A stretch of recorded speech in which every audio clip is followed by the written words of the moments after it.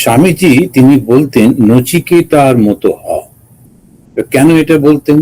নচিকেতার মতো হওয়া বলাটার কারণটা হচ্ছে যে স্বামীজি সমস্ত দেশ বিদেশ ঘুরে যেটি অনুভব করলেন যে ভারতবর্ষে সব কিছু আছে, যেটি নেই সেটা হচ্ছে আমাদের আত্মবিশ্বাস। শঙ্করাচার্যের যে বেদান্ত, সেই বেদান্ত তাকে একটা অসাধারণ রূপে বর্তমানে তিনি প্রেজেন্ট করলেন। বিবেকানন্দের বেদান্ত হচ্ছে আত্মবিশ্বাস। সেটা বেসটা কি, কিসের উপর উপর নির্ভর করে তিনি বলছেন আত্মবিশ্বাস? উনি বলছেন যেহেতু আমাদের মধ্যে সেই চৈতন্য রয়েছে, আমরা প্রত্যেকেই সেই চৈতন্য স্বরূপ, সুতরাং আমাদের নিজেদেরকে বিশ্বাস, আমাদের শক্তির উপরে বিশ্বাস না করার কোনো কারণ নেই। এটাই তিনি সেই কঠোপনিষদের উপাখ্যানটাকে ব্যবহার করে বলছেন। যখন তার বাবা, তিনি বাজস্রবশ, তিনি একটু খারাপ কাজই করছিলেন, তো তিনি বলেছিলেন যে সমস্ত দান করব, সব সম্পত্তি দান করে দেবো। তো স্বাভাবিকভাবে সকলেই খুব ধন্য ধন্য করছিল, এরকম তো সাহত হয় না। তো কিন্তু দেখা গেল তিনি তার ভালো গরুগুলো, ভালো সম্পত্তিগুলো লুকিয়ে রেখে যেগুলো আর ব্যবহার করবেন না সেইগুলো দান করছেন। তো এইটা দেখে নচিকেতার মনে হলো যে এটা কর্মফলটা খুব খারাপ হচ্ছে, কারণ বাবা মানুষকে ঠকাবার চেষ্টা করছেন। তো আমরা এখানে প্রথম যেটা দেখতে পাই কাহিনীটার প্রথমে, সেটা হচ্ছে শাস্ত্র বিশ্বাস। তো শাস্ত্র বলছেন যে তোমার কর্ম এবং তার ফল এটা অবধারিত, যেমন কর্ম করবে তেমন তার ফল হবে। তুমি খারাপ কর্ম করলে খারাপ ফল হবে। এখন এইটা নচিকেতার মনে সম্পূর্ণ, কিন্তু ওর বাবা ছিল না। আমরা অনেক সময় লক্ষ্য করি যে বিভিন্ন এই সব মন্দিরগুলোতে যারা থাকেন পান্ডা, তারা ওই ভগবানের সামনেই মিথ্যে কথা বলছেন, লোককে ঠকাবার চেষ্টা করছেন, একটু পয়সার জন্য করেন। কিন্তু কথাটা হচ্ছে ভগবান যদি বিশ্বাস করি তিনি রয়েছেন, ওগুলো আমরা করতে পারবো? এইটা আমাদের মাথায় থাকে না। রয়েছি মন্দিরে, করছি পুজো, লোককেও বলছি, কিন্তু আমি বিশ্বাস করি না ভগবান আছেন, তাই বলি এটা দাও ওইটা দাও, নাহলে তোমার এই হবে সেই হবে। তো এখন এই কর্ম ফলে বিশ্বাস, এটা হচ্ছে হিন্দুদের প্রথম বেদে, সেখানে কর্মফলের উপর বিশ্বাস করতে বলছেন এবং ঈশ্বর আছেন সেই বিশ্বাস রয়েছে। তো নচিকেতার মধ্যে প্রথম যেটা আমরা দেখি সেটা হচ্ছে শ্রদ্ধা। শ্রদ্ধাটা কি? শাস্ত্র বাক্যে বিশ্বাস। আর শ্রদ্ধার আর একটা রূপ হচ্ছে নিজের উপর বিশ্বাস। তো খুব সুন্দর করে যখন সেই, তখন ও দেখলো বাবাকে কি করে বাঁচাবো। তো বাবাকে এই খারাপ কাজ করছেন, উনি তো খারাপ জায়গায় যাবেন মৃত্যুর পর, তো তাহলে এখন কি করে বাঁচানো যায়? একটা বুদ্ধি করলেন যে সন্তান সেও তো বাবার সম্পত্তি, সুতরাং ও তখন বলল যে কস্মৈ মাম দাস্যসিতি, তুমি কাকে আমাকে দান করো, আমিও তো তোমার সম্পত্তি, আমাকে দিয়ে দাও কারুর হাতে। এখন ওই বাবা, আমরা কল্পনা করতে পারি, কল্পনাটা পুরোটা তো গল্প নেই ওখানে, কিন্তু কল্পনা করতে পারি ওর বাবা ব্যস্ত সমস্ত হয়ে ঘোরাঘুরি করছেন, তার মধ্যে ও পেছন পেছন ঘুরছে আর জিজ্ঞেস করছে কস্মৈ মাম দাস্যসিতি, বারবার জিজ্ঞেস করছে, দ্বিতীয়ম তৃতীয়ম, বারবার জিজ্ঞেস করাতে বাবা রেগে গিয়ে বলছেন মৃত্যুবে তোয়া দদামিতি, যা তোকে মরণের হাতে দিলাম, তুই মৃত্যুর কাছে চলে যা। আমরা যেমন বাংলায় অনেক সময় রেগে টেগে গিয়ে বাবা মারা বলে ফেলে মর্গে যা, এরকম একটু বলে ফেললেন মৃত্যুবে তোয়া দদামিতি। এখন এই মৃত্যুবে তোয়া দদামিতি বলাতে তখন ওর মনের মধ্যে একটা চিন্তা এলো। সেটা স্বামী বিবেকানন্দ ওই কথাটাই বারবার উল্লেখ করে করে বলছেন যে দেখো কিরকম আত্মবিশ্বাস। যখন ওর বাবা ওকে বললো তুই মৃত্যুর কাছে যা, তখন ও নিজে মনে মনে চিন্তা করছে বাবা আমাকে মৃত্যুর কাছে কেন দিল? ইন্দ্রের কাছে দিতে পারতো, বরুণের কাছে দিতে পারতো, অগ্নির কাছে দিতে, যমরাজের কাছে কেন দিল? কেননা আমি তো সেরকম খারাপ কিছু নেই। তখন উনি বলছেন বহুনা মেমি মধ্যম প্রথম, বহুনা মেমি মধ্যম, প্রথমে বলছেন বহুনা মেমি প্রথম, বহুনা মেমি মধ্যম, কিম সিদ্ধ যমশ্চ কর্তব্যম যন্ময়াত করিষ্যতি। তা আমাকে জমের বাড়িতে তিনি কেন পাঠাচ্ছেন? আমি তো খারাপ নই। কাকে মরতে বলেন, কাকে সরে যেতে বলেন, যে আর কোনো কাজের না, কোনো কাজে লাগবে না, তাকে ফেলে দেওয়া হয়, সেই সমস্ত জিনিস ফেলে দেওয়া হয়। কিন্তু আমি তো তা নই। অনেকের মধ্যে আমি প্রথম, এই হচ্ছে আত্মবিশ্বাস, অহংকার নয়।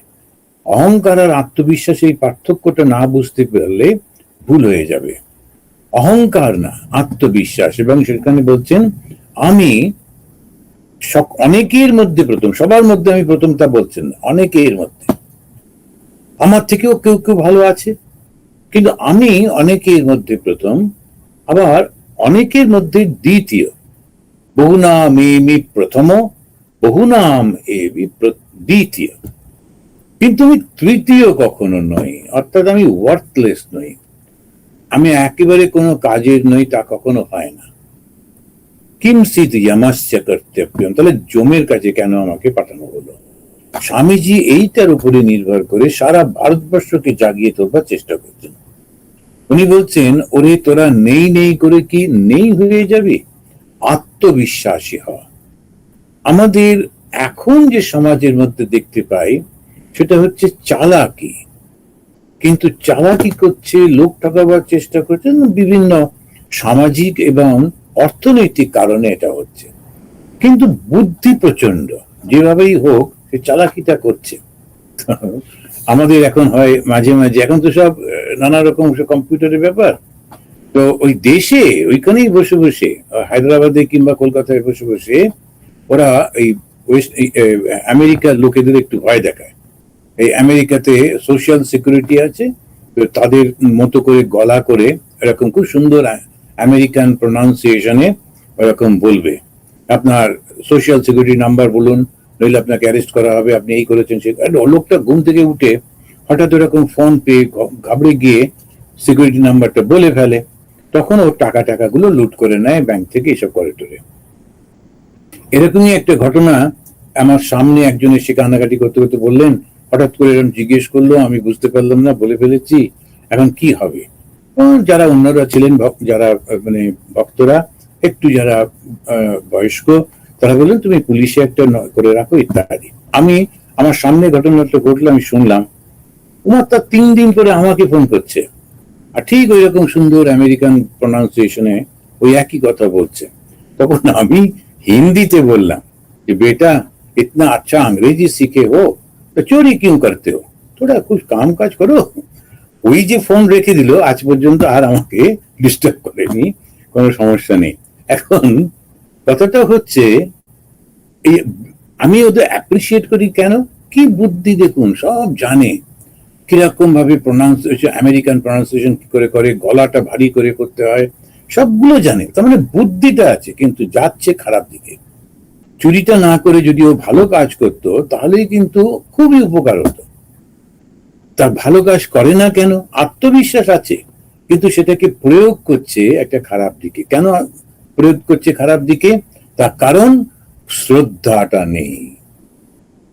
এই ঘটনাটা এই কারণেই বললাম যে ক্ষমতা আছে, তার মধ্যে সবকিছু রয়েছে, বুদ্ধি রয়েছে, ক্ষমতা রয়েছে, চালাকি রয়েছে, কিন্তু ওই শ্রদ্ধাটা নেই। শ্রদ্ধাটা কি?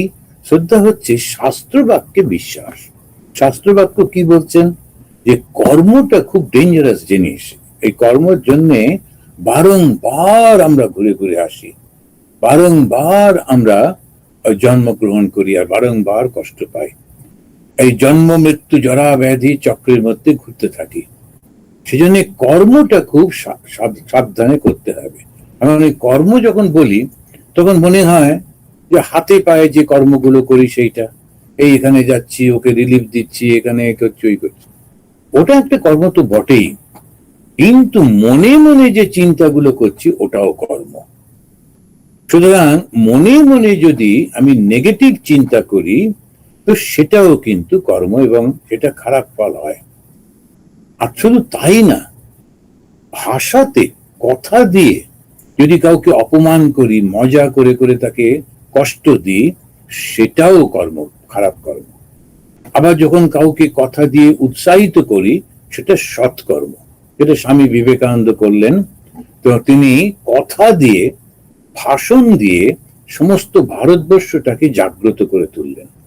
বিবেকানন্দ তো কোনো মুভমেন্ট করেননি, প্রসেশন করা, অমুক করা, দল করা, এসব কিছুই তো তিনি শুধু ভাষণ দিলেন, আর ভাষণের মধ্যে দিয়ে তিনি সবাচ প্রহারে উদ্বোধিত, এখন সমস্ত এমন ভাবে কথাগুলো বলছেন যে কোটি কোটি ভারতবাসীর মনের মধ্যে সেটা একটা উৎসাহ আসছে। তো নচিকেতা তার নিজের উপরে সেই আত্মবিশ্বাসটা থাকায় এবং শ্রদ্ধা থাকায় ও কিন্তু খারাপ কিছু করছে না। তো আমাদের এই যে ইয়াং সোলজার্স অফ বিবেকানন্দ, আমাদের মনে রাখতে হবে আমরা কর্মটা যেন সঠিকভাবে করি। তো কর্মটা কি? কায়িক, বাচিক, মানসিক। কায়িক হচ্ছে শরীর দিয়ে যে কর্ম করি, আমরা কাউকে কখনো কষ্ট দেব না, কিন্তু কেউ কষ্ট দিতে এলে তখন যদি আমি আটকাই, রুখে দাঁড়াই, সেটাতে কোনো অন্যায় নেই, কিন্তু আমি নিজে থেকে কাউকে কষ্ট দেব না। কায়িক। বাচিক, আমার শব্দ দিয়ে, কথা দিয়ে অনেক সময় বন্ধুদেরকে ঠাট্টা করতে থাকি, তাকে কষ্ট দিতে থাকি। কেউ হয়তো একটু একটু তার সমস্যা আছে, হয়তো কানে একটু কম শোনেন, কিংবা একটু কথা বলতে গেলে তার একটু স্ট্যামারিং হয়, তখন এটা আমরা বুঝতে না পেরে অনেক সময় মজা করে তাকে খুব কষ্ট দিয়ে দিই, কিন্তু ঠিক না। সেটা মনে রাখতে হবে, এটা বাচিক কর্ম। আর কাউকে তোর দ্বারা কিচ্ছু হবে না, তোর কিছু পারবি না, এরকম বলাটাও ঠিক না। এটা হচ্ছে এই বাচিক কর্মটাকেও সাবধান হতে হবে। কায়িক, বাচিক আর মানসিক। মানসিক, মনে মনে সব সময় সকলের মঙ্গল প্রার্থনা করতে হবে, কারোর খারাপ হোক এই প্রার্থনা না করা, চিন্তাটা না করা। কেন কি? সেটা আমারই ওপর খারাপ হয়ে আসবে। তো এইটা কেন বলা হচ্ছে কর্মটা সম্পর্কে? কেননা খারাপ কর্ম হলে তার ফলটা খারাপই হয়। চতুর্দিকে যদি আমরা এখন দেখি, এখন কলিযুগ চলছে, তো সেই কলিযুগের নেচারটা কি? কলিযুগের নেচারই হচ্ছে মিথ্যা, তারপরে শারীরিক ভোগ। তুমি যদি লক্ষ্য করে দেখো, ওই আমাদের তো 7টা আমাদের শরীরের মধ্যে অবস্থান রয়েছে, তার মধ্যে নিচের 3টেতেই মন পড়ে রয়েছে। তো সে কিছুতেই তার থেকে মনটা ওঠে না, ওইখানেতেই সব যত কিছু নাম যশের জন্য করে যাচ্ছে। আর বাচ্চা বাচ্চা ছেলে মেয়েগুলো তারাও ওই সমস্ত করে যাচ্ছে, কিছু বুঝে উঠতে পারছে না কেন করছে। কিছু লোক যদি পছন্দ করে, তাতে তোমার কি হলো? কে কোথায় বসে তোমাকে একটু লাইক করলো, তাতে তো হলো কি তোমার? কি সমস্ত কিছু পাল্টে গেল কি? কিছুই তো হয় না।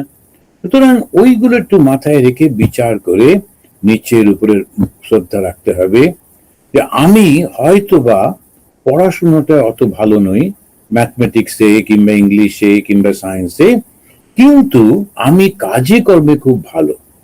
আমি খুব সুন্দর কার্পেন্টারি জানি, আমি খুব সুন্দর ওয়েল্ডিং করতে পারি, আমি খুব সুন্দর ইলেকট্রিকের কাজ জানি, প্লাম্বিং এর কাজ জানি। এখন কোনো একটা কাজ যদি আমি ভালো করে জানি, তখন সেইটি আমাকে শ্রদ্ধা দেবে। নচিকেতার মতো বহু নামেমি প্রথম, অনেকের মধ্যে আমি এই কাজটা খুব সুন্দর করতে পারি, খুব ভালো রান্না করতে পারি। আমাদের একটি ছেলে আসানসোলের এক স্টুডেন্ট, খুব ভালো রান্না করতে পারে, আর খুব ও একদম গর্ব করে বলে, মহারাজ রান্নাটা আমি ভালোবাসি, রান্নাটা আমি করতে পারি। এবং সেইটি শিখে তারপরে বিদেশে এসে, ফ্রান্সে এসে শেফ হলো, তারপরে লন্ডনের একটা হোটেলে কাজ করলো, এরকম করে করে এখন একটা খুব বড় হোটেলে ও হচ্ছে হেড শেফ। দেখো, শুধু রান্না শিখে কোন জায়গায় পৌঁছে গেছে, আর কত মানুষকে, আর খুব ভালোবাসে সকলকে, এখন লন্ডনে খুব সকলকে করছে। তো আমি সবাইকে ডাক্তার হতে হবে, ইঞ্জিনিয়ার হতে হবে, তার কি মানে? কোনো মানে নেই। আমি একটা কিছু নিশ্চয়ই পারি, জন্মেছি যখন মানুষ হয়ে, একটা গুণ তো আমার নিশ্চয়ই আছে, সেই গুণটা আমি অ্যাপ্লাই করব। যেমন একজন ও বলছিল, মহারাজ আমি কনভিন্স করতে পারি লোককে, খুব সুন্দর করে কথা বলে বোঝাতে পারি। তো আমি দেখলামও সত্যি সেটা করছে। এই যখন আমাদের বই টই লোকেরা আসে, তাদের সঙ্গে কথা বলে একটা করে বই বিক্রি করে দেওয়া, এই সমস্ত করে টরে ওর জীবনে এখন কিন্তু ওই ধীরে ধীরে ধীরে ধীরে আমি বললাম, বাহ, এটা খুব ভালো, ইউ হ্যাভ এ কনফিডেন্স। এখন অনেকটা ভালো কাজ করছে, ব্যবসা করছে, খুব ভালো এখন রয়েছে, অনেক টাকাও রোজগার করছে। এবং একটা কনফিডেন্স থাকলেই হয়ে যায়। আমরা যে আলোচনাগুলো করছি, এই আলোচনাটার কারণটা কি?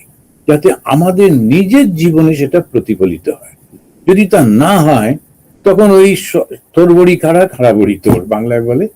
তো সেরকম একই কাজ করেই চলেছি, তো কিছুই তো হচ্ছে না। আমি কিছু কিছু সময় খুব দুঃখ পাই যখন দেখি খুব পুরনো ভক্ত, কতদিন ধরে চিনি, তারা কতদিন কত সাধুর বক্তৃতা শুনছেন, তারপরে বক্তৃতা ব্যবস্থা করছেন, বাড়িতে পুজো করছেন, সব কিছু করার পর একটুও পরিবর্তন হয়। সেই যেমন ছিলেন তেমনি আছেন। অন্যদের নিন্দামন্দ করা, অন্যরা সব খারাপ, আমি শুধু ভালো। আচ্ছা, তাহলে কি লাভ হলো? এই যে 30 বছর কেটে গেল, তাহলে কি লাভ হলো? সুতরাং রেজাল্ট ওরিয়েন্টেড তপস্যা করতে হবে, যে তপস্যার মাধ্যমে আমি একটা ফল পাবো, সেই ফলটাই আমি নেব। তো নচিকেতার মতো হ বলে স্বামী বিবেকানন্দ যে বললেন, তার মানে ওই জায়গা থেকে আমরা ইন্সপিরেশনটা নেব, নিয়ে আমাদের জীবনের মধ্যে প্রতিষ্ঠিত হতে হবে। আমি যেটা পারি সেটা ভালো করে করব, এবং সেটাতে আমার নিজের একটা কনফিডেন্স আসবে। 2, অসৎ কর্ম করব না। তার কারণ আমি বুঝতে পারি বা না পারি, ফল তো আছে। কোনো কোনো রেজাল্ট হয় না যদি অ্যাকশন না থাকে। অ্যাকশন থেকেই তার রেজাল্টটা আসে। তা আমরা ঘরের ভেতরের দিকে বসে আছি, হঠাৎ ঠান্ডা হাওয়া এসে গায়ে লাগলো।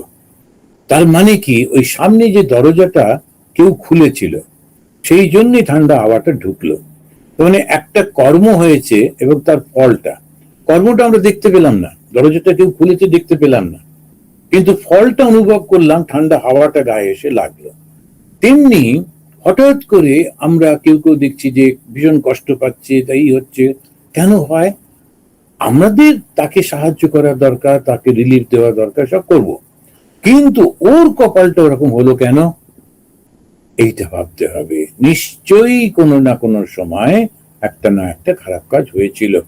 তোমাদের নিশ্চয়ই মনে আছে বেশিরভাগই, যে যখন দ্রৌপদীকে অপমান করছিল, বস্ত্রহরণ, তখন দ্রৌপদী ভগবান কৃষ্ণকে তিনি বললেন যে তুমি আমাকে সাহায্য করো। উনি তখন বললেন, তুমি অন্যকে সাহায্য করেছো কখনো বস্ত্র দিয়ে? তো একটা যে আমি যে ভগবানের থেকে সাহায্য চাইবো, আমাকেও তো কিছু করতে হবে। তা কর্মের ওই ফলটাই হচ্ছে আসল। যখন ভগবানকে বললেন হ্যাঁ করেছি, তখন ভগবান তাকেও সাহায্য করলেন। আমরা কর্মের ফলটা পাই। নচিকেতা ওই যে আত্মবিশ্বাসী, সে জানে বাবা ভুল কাজ করছে, বাবার খেয়াল নেই, বাবা তিনি লুকাবার চেষ্টা করছেন, কিন্তু ছেলে মনে করছেন না এটা ভুল কাজ হচ্ছে। তিনি বলেছেন সমস্ত সর্বদান যজ্ঞ, তো সেটা বলেছেন যখন সেটা করতে হবে, তো কথা রাখতে হবে। তো এইবারে এই প্রসঙ্গটা আসি। এইখানেতে নচিকেতার বাবা, উনি যখন দেখলেন যে ছেলে ব্যাগপত্র রেডি রেডি করে ও এবারে বেরোচ্ছে, ও চলে যাবে সেই যমরাজের কাছে, তখন উনি এসে বলছেন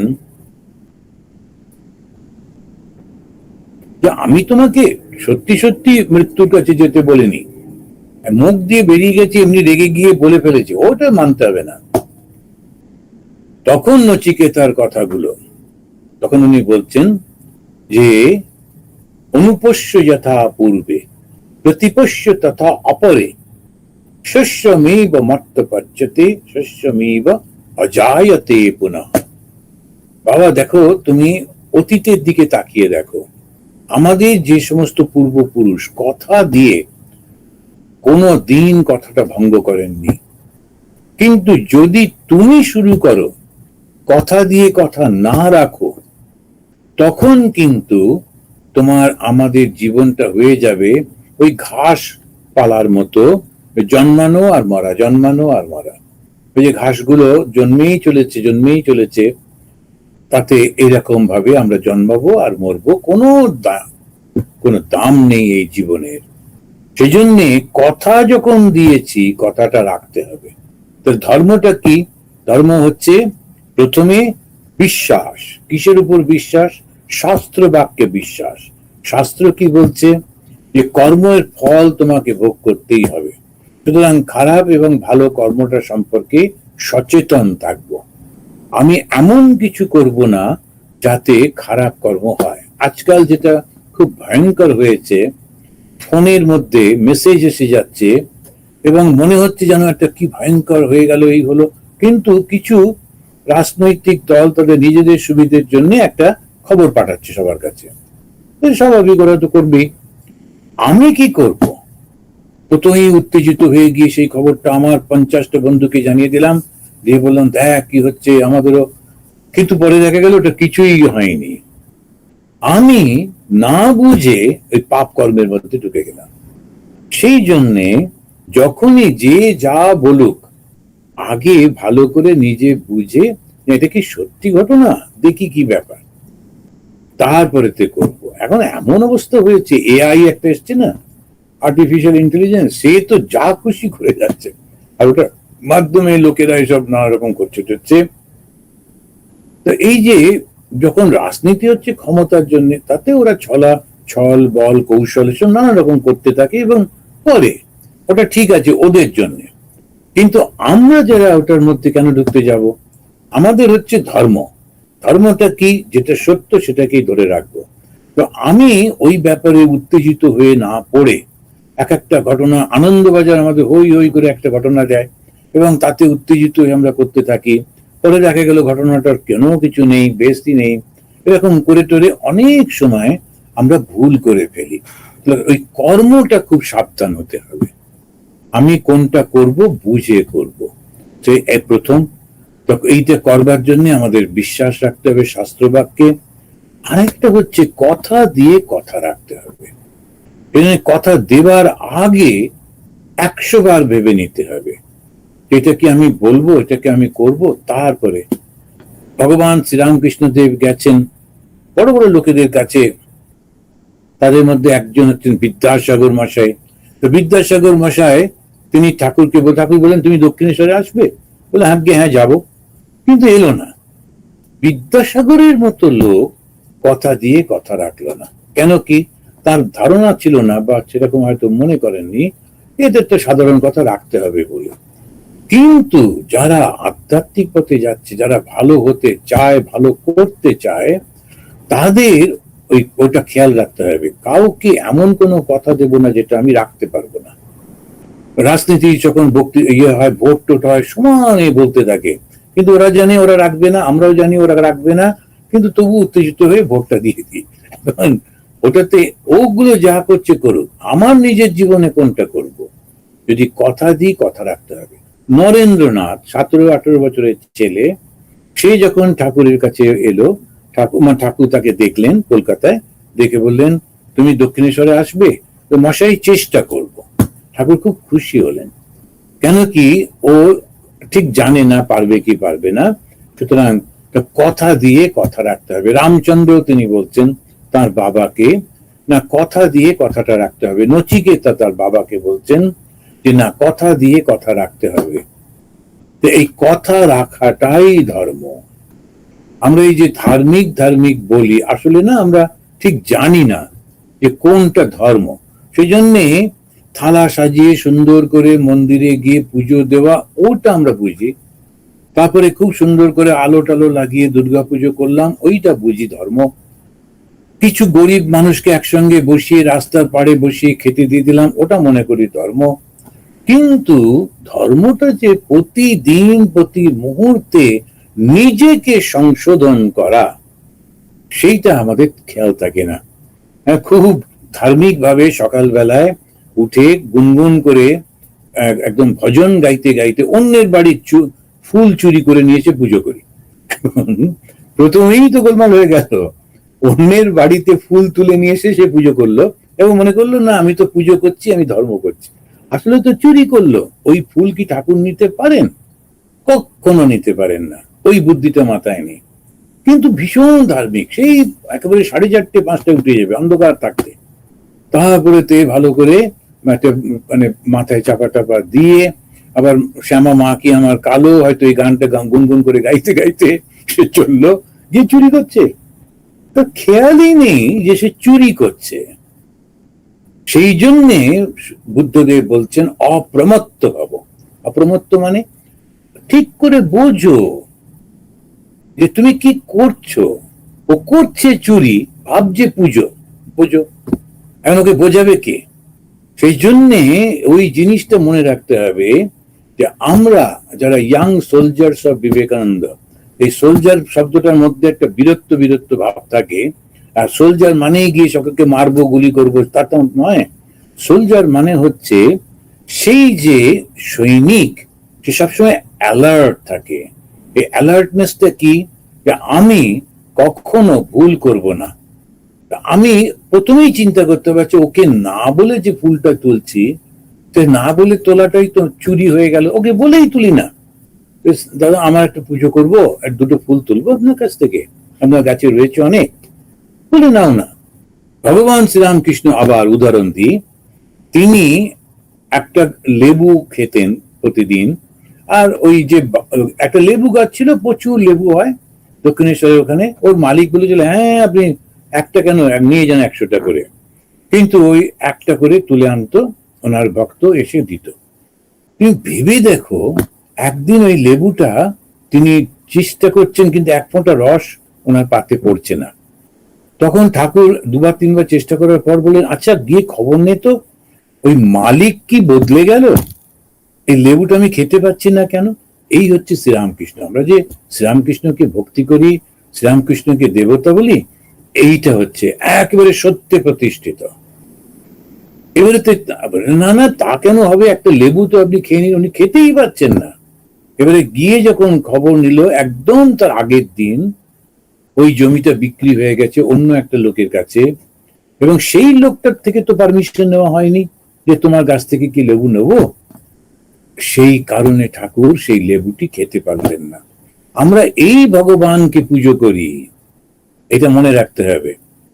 এই ভগবানকে পুজো করি যিনি সত্যে প্রতিষ্ঠিত, আর ওই ভাবে আমাদেরকে এগোতে হবে। তারই শিষ্য বিবেকানন্দ কখনো কাউকে চালাকির মাধ্যমে কোনো কিছু করছেন না, একদম সত্যবাদ।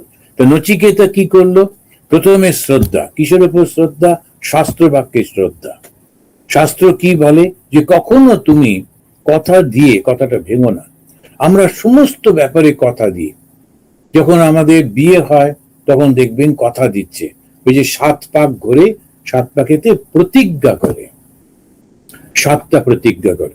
যখন যাদের পৈতে হয় প্রতিজ্ঞা করে। যখন অফিসে চাকরি করতে যায়, একটু বড় পজিশনে যায়, তখন সে প্রতিজ্ঞা করে। যে কোনো চাকরি কোনো কাজ নিলেই তুমি এটা করবে তো, এটা ভাঙবে না তো, এরকম করে একটা লিখিয়ে নেয়। প্রতিজ্ঞা করছি আমরা। এই যে সন্ন্যাসী, কিসের পার্থক্য? এই খাচ্ছি যাচ্ছি ঘুমাচ্ছি, একই তো।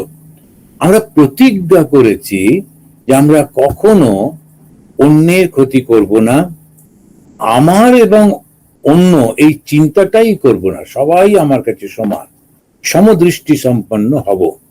এই প্রতিজ্ঞাটা যদি ভেঙে ফেলি, ওই জন্য স্বামী বিবেকানন্দ এত ভালোবাসতেন ভারতবর্ষকে, তথাপি তিনি বললেন তোমরা কেউ কখনো রাজনীতির মধ্যে প্রবেশ করবে না। রামকৃষ্ণ মিশনের সাধুরা সেই জন্য ভোটও দেয় না। কেন ভোট দেয় না? কেন যেই ভোট দিতে যাব তখন তো কোনো না কোনো দলকে আমি সাপোর্ট করছি, তার মানে আর একটা দলকে আমি করছি না। তখন আমার মন থেকে আমি একে চাই ওকে চাই না, এইটা এসে যাবে। সন্ন্যাসী সেটা উপায় নেই, করবে না সে। কেননা আমি নিজে প্রতিজ্ঞা নিয়েছি, তো প্রতিজ্ঞা ভঙ্গ করে আমি রাজনীতির মধ্যে ঝাঁপিয়ে পড়লাম। আমি মনে হচ্ছে যেন মানুষের কল্যাণের জন্য করছি, কিন্তু আমি তো প্রতিজ্ঞা ভঙ্গ করলাম। হয় সন্ন্যাস ছেড়ে দিয়ে রাজনীতিতে ঢোকো, আর নয় সন্ন্যাসী যখন হয়েছে সন্ন্যাসী থাকো। সন্ন্যাসীর মধ্যে ঢোকার কারণ নেই। সন্ন্যাসীর কাজ হচ্ছে শুধু সৎ শিক্ষা দেওয়া, বাকিটা মানুষরা করবে। এই যে ছোট্ট ছোট্ট জিনিসগুলো এই নচিকেতার জীবন থেকে আমরা দেখছি।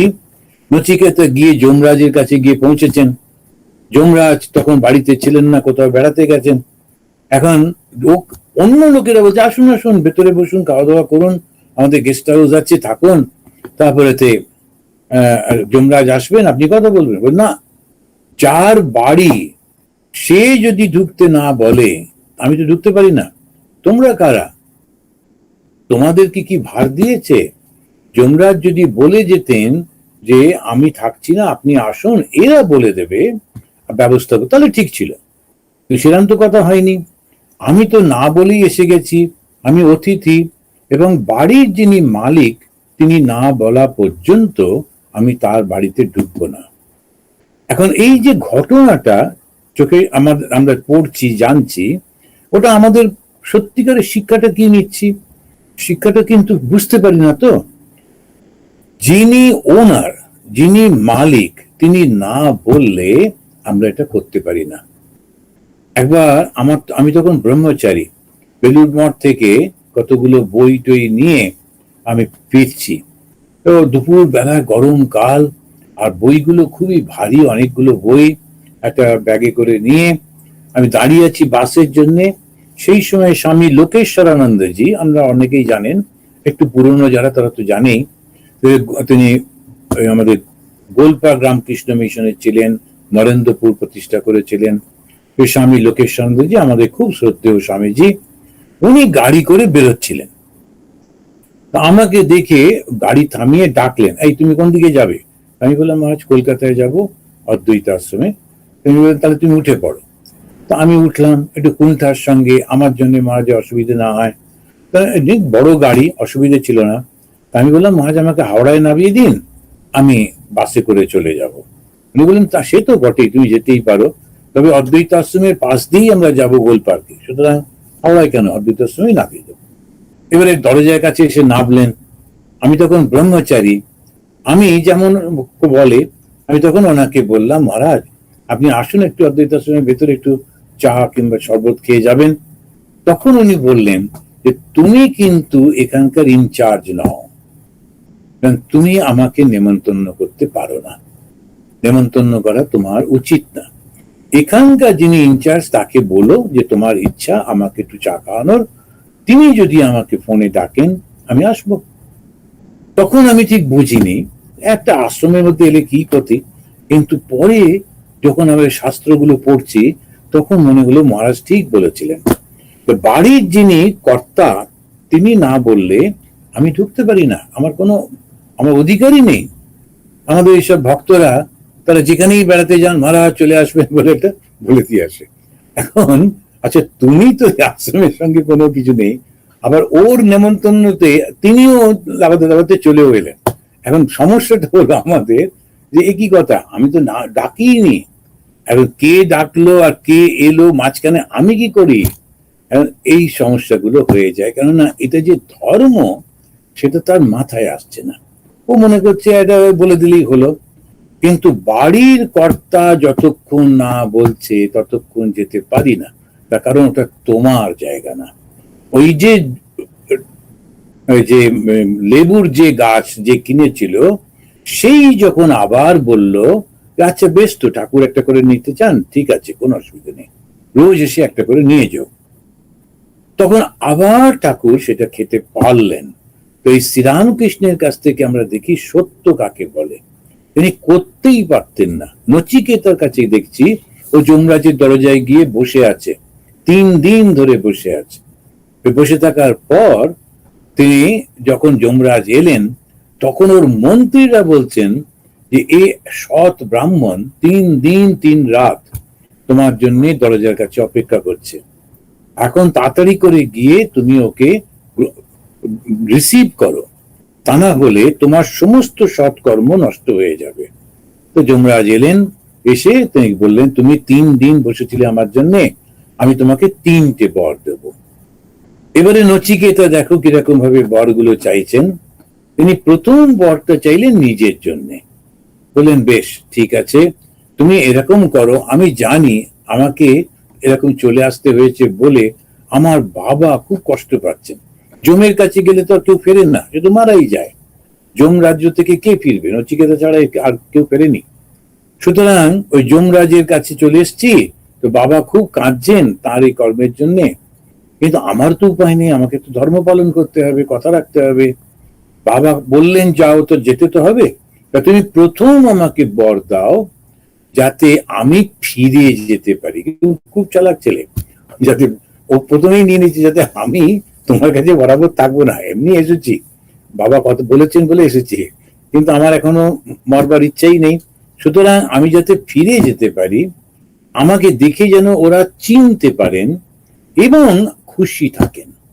আমি যতদিন তোমার কাছে আছি, বাবা যেন প্রতিদিন রাত্রিরে ভালো করে ঘুমোতে পারে। মানুষ ভালো করে ঘুমোতে পারে না, এত কষ্ট থাকে, ঘুমটা ভালো করে হয় না। সেই কারণেতে উনি কিরকম ভাবে প্রার্থনাটা করছেন, আমার বাবা যেন খুব ভালো করে ঘুমোতে পারে, তার মানে মনটা শান্ত আছে, নিশ্চিন্ত আছে, আনন্দে আছে, আর আমি যেন ফিরে গেলে আমাকে উনি রেকগনাইজ করেন। তো যমরাজ বললেন আচ্ছা বেশ ঠিক। দ্বিতীয়তে বললেন, এবারে বাবারটা যখন মিটে গেল, তখন উনি বললেন আমি শুনেছি যে স্বর্গে গেলে মানুষ আনন্দে থাকে, কিন্তু আমি দেখেছি কত লোক কষ্টে থাকে। তুমি আমাকে একটা পদ্ধতি বলে দাও দেখি, যাতে করে আমি গিয়ে সবাইকে বলবো কি করে স্বর্গে যেতে হয়। প্রথমে নিজের চিন্তা করে তারপরে কিন্তু সবার জন্য চিন্তা করছেন। শুধু বাবা যাতে স্বর্গে যায়, শুধু মা যাতে, তা কিন্তু বললেন না। উনি বললেন সবাই যাতে স্বর্গে যেতে পারে, সেখানেতে অসনা পিপাসে, অসনা মানে ক্ষুধা, আর পিপাসা তৃষ্ণা, ক্ষুধা তৃষ্ণা নাকি নেই স্বর্গেতে। ফলে ক্ষুধা তৃষ্ণা না থাকলে ভালোই থাকবে। তো আমরা যে কাজ করি কেন, খেতে হবে বলে। আর যদি খাওয়াটাই না থাকতো, কে কাজ করবে? শুধু ঘুরে বেড়াবো খুব আনন্দ করে। তো যখন খাদ্য আর তৃষ্ণার ব্যাপারটা নেই, ওরা নাকি খুব আনন্দে থাকে। আমি সবাইকে বলে দেবো। তো এই যে চিন্তা করছেন সবার জন্যে, ওইটাই স্বামীজি বললেন নচিকেতার মতো হ। শুধু স্বার্থপর হয়ে শুধু নিজে করব, নিজের পরিবার করব, এরকম না, সবার জন্যে। তৃতীয়ত নচিকেতা, তিনি আত্মজ্ঞান চাইছেন। এই নচিকেতার কাহিনীর মধ্যে দিয়ে আমরা প্রথমেই দেখি শ্রদ্ধা। শ্রদ্ধাটা হচ্ছে শাস্ত্র বাক্য। শঙ্করাচার্য বলছেন শাস্ত্রেষু গুরু বাক্যেষু সত্য বুদ্ধি অবলম্বনম সা শ্রদ্ধা। শাস্ত্র বাক্য আর গুরু বাক্য, গুরু যিনি পিতা, মাতা, শিক্ষক এবং ধর্মগুরু যিনি আধ্যাত্মিক গুরু, তিনি যেটা বলছেন ওটা মেনে নেওয়া এবং সেটার উপরে সমস্ত বিশ্বাস করে করা, আর শাস্ত্র বাক্যে তো বিশ্বাস করে করা। নচিকেতা আমাদের কি শেখালেন? নচিকেতা দুটো জিনিস শেখালেন, শ্রদ্ধা ও কৃতজ্ঞতা। তাই নচিকেতার মতো হওয়া। খুব ভালো থাকবেন, আনন্দে থাকবেন। জয় স্বামীজি, জয় ঠাকুর, জয় মা।